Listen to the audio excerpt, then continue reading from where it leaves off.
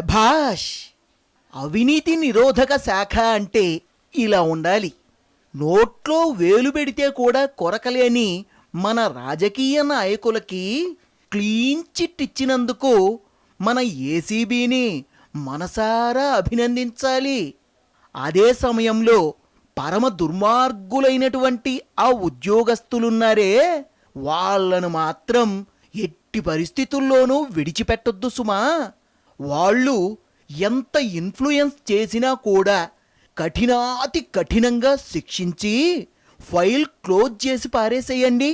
మరి న్యాయం అంటే అదే కదండీ.